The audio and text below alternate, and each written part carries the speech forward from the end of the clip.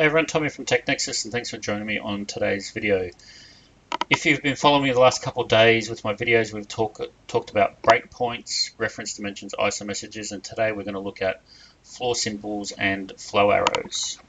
Now, a floor symbol is a marker on the ISO that indicates that it's going through a floor, which is going to help the the installers work out where a floor, where this is going through the floor as well. And it's just, I guess, to let them know. So you can see here, once it's put in there, we've got a floor symbol. We can change it to another one, but I'm just going to leave it as a floor symbol. And that's what it's going to show on the ISO. So I know this is line number 1010. So if we go to ISO 1010 and then run it,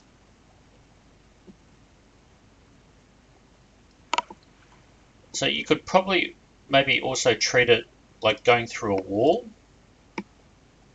Okay, now because this is, by default, a floor means something that's, sort of horizontal.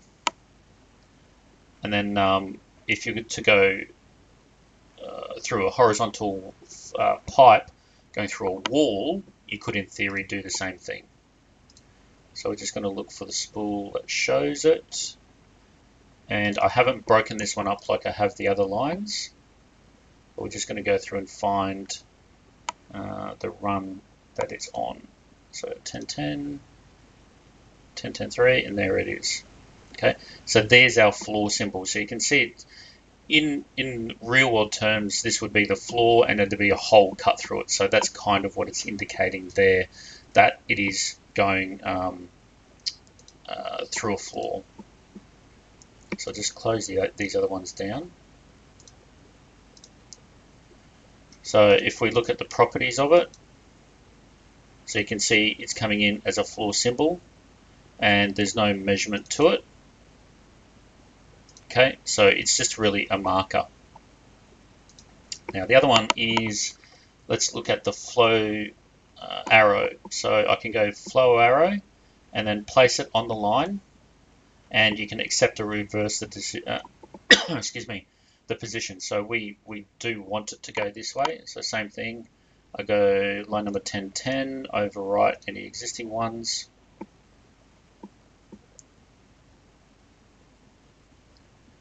And then go through, and I think this was spool, this was 1011.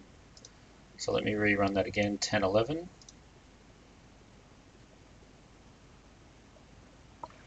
Give it a second and we'll just let that finish. So this, in theory, and it should, put on the flow arrow for that run. So let me just see what it's done. So 1011.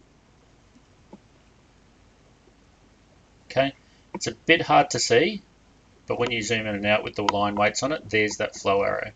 So if I rotate my model around the other way, so north, okay, so there's that same spool. Switch to conceptual. This is the one that we're looking at, and then this is the pipe run coming out of it. So there's the check valve, and there's the elbow, and if we zoom in, there's the flow arrow on it. So that should all print out nicely. If I do a quick plot, let's do a PDF, A2 extents, apply, preview. You can see there's that arrow there as well. Okay, so we'll just close that one down.